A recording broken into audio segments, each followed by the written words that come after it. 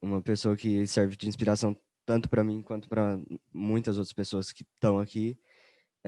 Um amigo pessoal, e ele era para ele estar aqui ontem na abertura com a gente, mas não deu certo, então ele está aqui com a gente hoje no quase encerramento, né? É, e ele que é o presidente do Instituto Total, que foi quem acolheu o Somos Todos Gigantes até antes dessa transição para o INN. E ele é o... Hã? Me conhece desde de quando eu estava na barriga da minha mãe. E ele, meu amigo, Paulo Júnior, PJ. Boa tarde, muito bom ter você com a gente. Muito bom, Biel. Olha, eu me senti o próprio Roberto Carlos sendo apresentado pelo Erasmo Carlos. Com vocês, o meu amigo, entendeu? Então, acho que eu cresci nesse contexto, né? Para quem não participou disso, então era muito legal ver essa amizade e muito bom mesmo. Então, assim, é muito maravilhoso. Rapaz, você não tem noção. Depois eu vou te contar o que aconteceu ontem lá, né? E o que culminou lá no nosso não encontro de ontem à tarde, graças a Deus, né? Eu vou trazer no corpo agora uma marca desse não encontro lá. Depois você vai morrer de rir de saber o que aconteceu aí. Então é muito bom, privilégio estar aqui com você, bater esse papo aí, né? E repartir um pouco aquilo que Deus tem trabalhado aí com a gente, essa caminhada juntos aí. Então, tanto aprendizado, sou muito grato a Deus, me sinto totalmente assim honrado de estar com você aqui no terceiro encontro, isso é maravilhoso, meu Deus do céu, né? Então, é muita gratidão e entrei num momento aí muito legal e, sim, maravilhosa essa iniciativa aí. Já pensou poder produzir aí uma informação melhor a respeito da alimentação? Saber, meu Deus, né? A gente vai entrando nisso, né, Biel? A gente vai entrando nesse terreno e vai vendo assim como é que ficou dessa forma, né? Então, não ter um médico nutricionista falar que vai fazer uma pesquisa e ele não encontra os elementos, né? Ele não encontra as informações necessárias para ajudar pessoas. Meu Deus do céu, isso, né? Isso aí enche a gente de alegria de saber que estamos vivendo uma mesa que oportuniza isso, mas ao mesmo tempo enche a gente de responsabilidade. Como é que nós chegamos até esse lugar, esse nível de descaso, de indiferença, né? Puxa vida.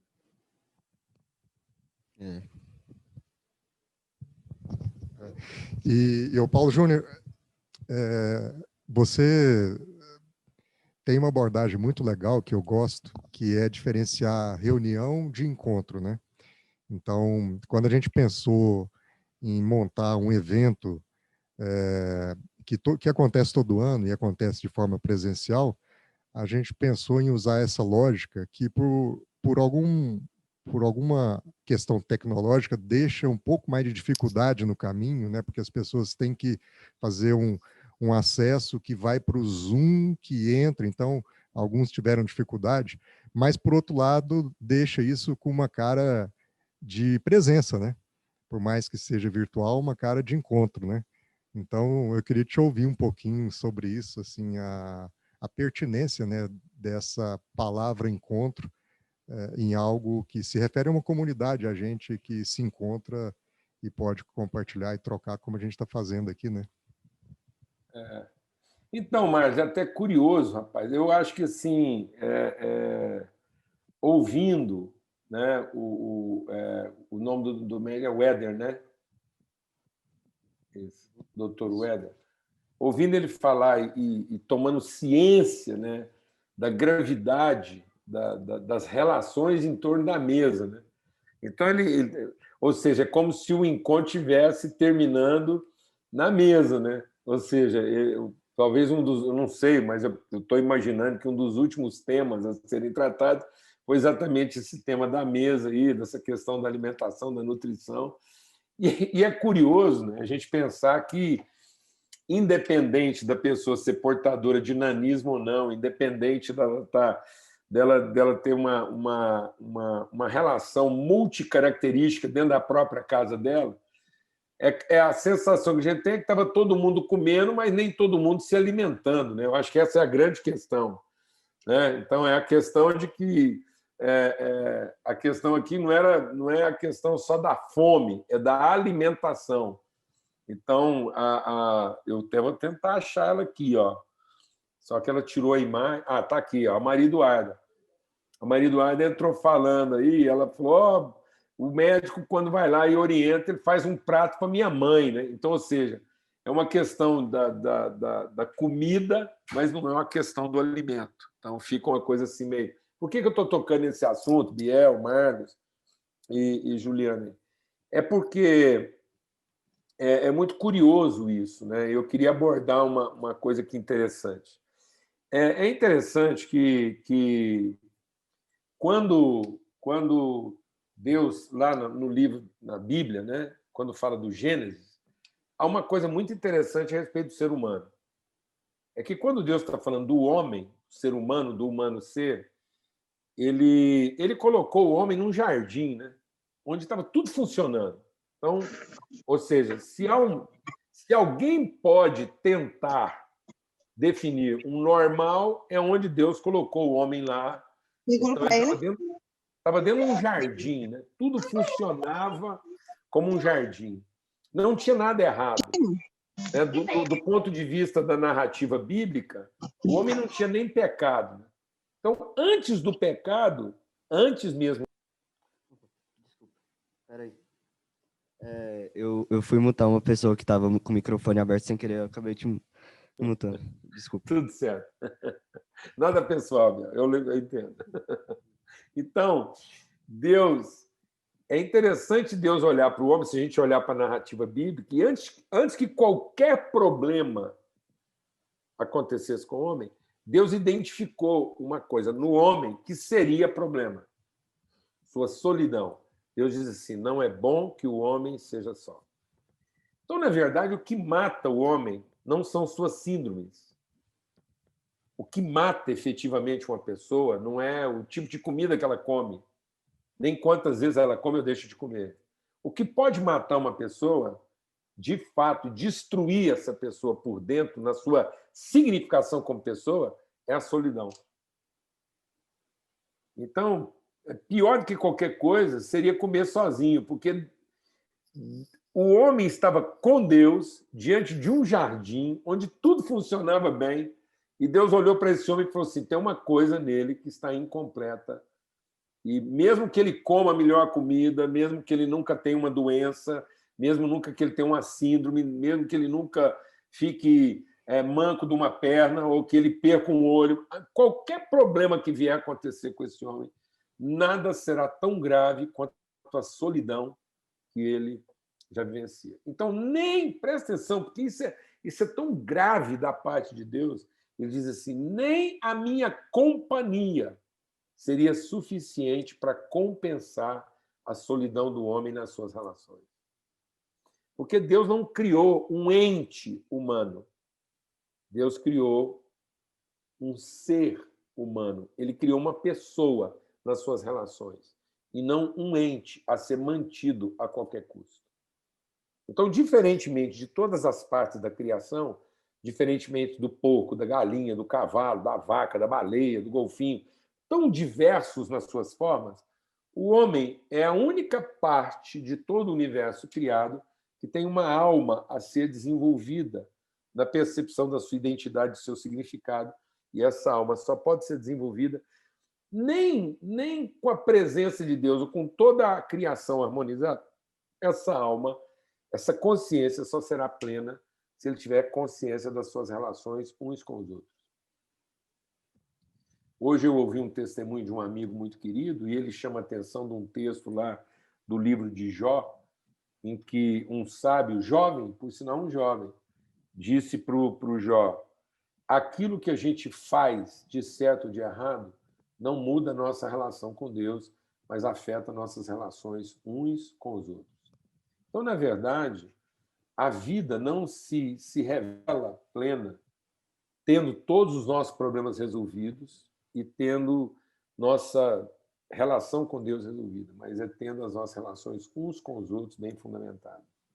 E por que eu estou dizendo isso? Porque talvez a forma que Deus encontrou de nos chamar a atenção do que significa a diferença entre uma reunião e um encontro seja exatamente o alimento.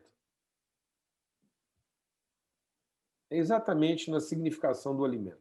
E já que nós estamos terminando o nosso encontro aqui, agora eu estou entendendo por que não foi ontem, ficou para ser hoje, é porque é na significação do alimento. E aí, por que eu acho isso curioso? Porque Deus é Deus. E Deus é organizado, viu, Biel? Deus é organizado, ele não é bagunçado, não. Ele sabe exatamente quem vai nascer, que jeito vai nascer, a hora que vai nascer. E na hora dele colocar o filho dele, Jesus, no mundo, parece que Deus perdeu a mão porque ele errou, né? Não tinha lugar para o menino nascer, não tinha lugar no hotel, aí foram empurrando Jesus até colocar Jesus numa estrebaria. Você sabe o que é uma estrebaria, Biel? É tipo um lugar onde ficam os animais, né? E que eles Os comem. animais. Os animais. E é tudo, viu? A estrebaria dormia a galinha junto com o pato, junto com o porco, junto com o cavalo, junto com a vaca, tudo lá era uma democracia animal, onde todos os animais encontravam lugar para dormir. Mas mais do que dormir, era também um lugar onde eles se alimentavam. Então tinha uma coisa em comum para todos os animais, era o coxo. Então, o coxo representa um lugar onde todos os animais se reúnem. O que quer dizer isso? Quer dizer que nós podemos estar reunidos de acordo com a nossa necessidade. A necessidade faz com que a gente se reúna. De uma ou de outra forma, na necessidade, a gente procura resolver o problema. E todo mundo tem problema. Gente alta tem problema, gente baixa tem problema, gente magra tem problema, gente gordo tem problema. E eu faço parte do grupo dos gordos, sei o que é o problema de ser gordo e todas as dificuldades que isso significa. Então, há problemas de todo tamanho, de toda forma e de toda sorte. E a gente pensa que o melhor dos mundos é, de alguma forma, ter o problema resolvido. E, na verdade, a única coisa que pode nos ajudar é estarmos juntos no enfrentamento dos problemas. E aí, sabe o que eu acho maravilhoso? É que Deus pegou o filho dele e colocou o filho dele no coxo. Ora, por que o filho de Deus, ao nascer, foi colocado no coxo? É para ressignificar o encontro. Para a gente começar a entender que o segredo da vida não é se reunir num grande esforço e ter o problema resolvido, de modo que, uma vez que o problema estiver resolvido, todo mundo volta para a sua própria vida. Mas é, a partir do problema, produzir um encontro. E aí, Jesus está ressignificando o alimento. Ele está dizendo o seguinte: o segredo da vida não é comer, é alimentar uns aos outros. Porque Jesus, quando fica adulto, esse homem que nasceu no coxo, beleza? Esse homem que nasceu comida. O homem que nasceu comida, quando ele fica adulto e reúne os amigos para comer, ele diz: olha, deixa eu falar uma coisa para vocês que é um segredo na vida. E aí ele pega um pedaço de pão e, quando todo mundo pensa que ele vai comer numa reunião resolvendo o problema dele, ele pega o pão e começa a repartir antes de comer, ressignificando o pão e dizendo: o pão não é para ser comido, o pão é para ser repartido, porque nós não estávamos morrendo de fome, nós estávamos morrendo de solidão. Nanismo não vai matar ninguém. Síndrome não vai matar ninguém. A síndrome vai tornar a vida de alguém mais fácil ou mais difícil. Ser uma pessoa aparente normal não significa que a pessoa também vai viver. Ter um tamanho normal, um peso normal, uma estrutura normal, ter todos os membros funcionando, não quer dizer que a pessoa vai viver, melhor ou pior. Ter uma síndrome qualquer, ser cego de um olho ou dois, ser surdo dos dois ouvidos, ter uma dificuldade para locomover, também não é isso que vai nos matar. O câncer não vai nos matar. E a saúde não nos fará viver. Porque a vida não está em viver ou morrer. A vida está em nos encontrarmos. Em deixar de ser uma reunião de animais que vão no coxo só para comer, para sermos um encontro de seres humanos que querem estar juntos para repartir. Então, esse terceiro encontro celebra uma vez mais o encontro. O encontro de quem está rompendo a pior de todas as enfermidades humanas. Talvez boa parte dos problemas de quem é portador de nanismo, das famílias que têm que conviver com o nanismo, não serão resolvidos. Talvez, Maria Eduarda, você vai passar por essa vida até o fim dela sem alguém conseguir acertar o tamanho do seu prato. Vai melhorar, mas pode ser que não resolva. Mas eu quero dizer uma coisa. Você não vai mais enfrentar isso sozinha. E isso faz toda a diferença.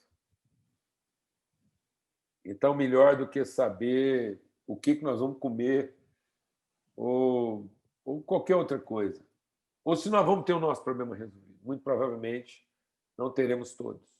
Biel, eu acho que Deus está trazendo uma mulher fantástica para você. Eu vejo você e eu não consigo ver você a não ser muito bem casado. Eu vejo você um cara de família, mas vou te falar uma coisa.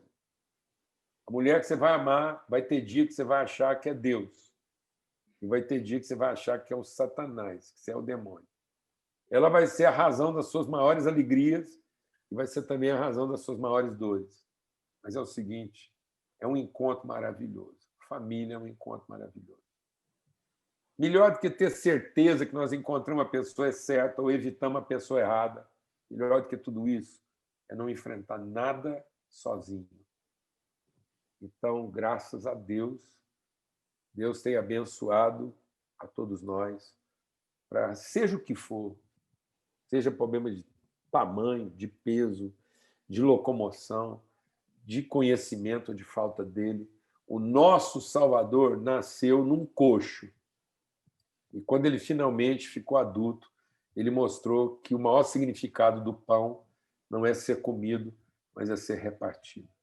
Porque é quando o pão é repartido que nós deixamos de ser animais que se reúnem em torno do coxo para sermos irmãos que se encontram em torno da mesa.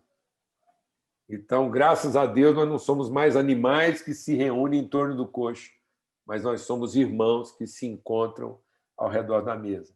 Que não temos mais pressa de comer o pão que nós precisamos, mas temos toda a disposição de repartir o pão que carregamos. E vocês têm repartido esse pão, isso está curando muita gente, aquilo que é o grande mal de toda a humanidade, é estar sozinho nas suas dificuldades. E graças a Deus, Deus faz o homem solitário viver em família. E hoje a gente é essa grande família numerosa que podemos ajudar uns aos outros. Obrigado por você repartir comigo o seu pão, me dar a chance de repartir com você o meu pão. Amém? Amém. Muito obrigado. Isso foi, cara, não tem nem palavra, foi demais. E é isso, Somos Todos Gigantes é uma família e esses encontros são para estabelecer essas relações, né? Porque a gente acredita que ninguém deve ficar sozinho. A gente sabe que a solidão, como você falou, é a solidão que mata as pessoas, né? Não ninguém.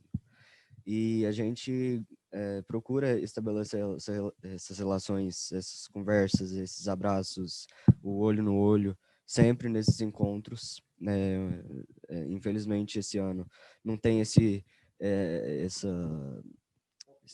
toque, né? O contato físico, mas tem presença, né? Tem os... ainda tem esse encontro, esse momento de trocar experiências e formar laços, e a gente vê principalmente nas crianças, nos bebês, que que vêm nesses encontros e já formam laço desde sempre, o tanto que é importante para eles, né? Porque eu só fui conhecer a primeira pessoa com nanismo e conversar mesmo com 9 anos. Então, e tem gente, muita gente, inclusive, a maioria dos adultos, das pessoas com nanismo em geral, elas conhecem mais para frente ainda, algumas já na fase adulta. Então, elas ficam toda essa fase achando que elas são sozinhas, né? E ficam e causa uma tristeza você pensar, poxa, por que eu, né? Por que só eu? Será que sou só eu? E esse momento de encontro, de estabelecer vínculos, é muito importante. Então, a gente sempre busca, pelo menos uma vez por ano, ter esses momentos. E agora, uma vez por semana, nosso momento né? Hã? Nosso pequeno grupo virtual. É, inclusive, toda quarta-feira, né? Se vocês quiserem participar, a sala do Zoom sempre está no perfil do Instagram. E o Somos Todos Gigantes, eu acho que é pautado,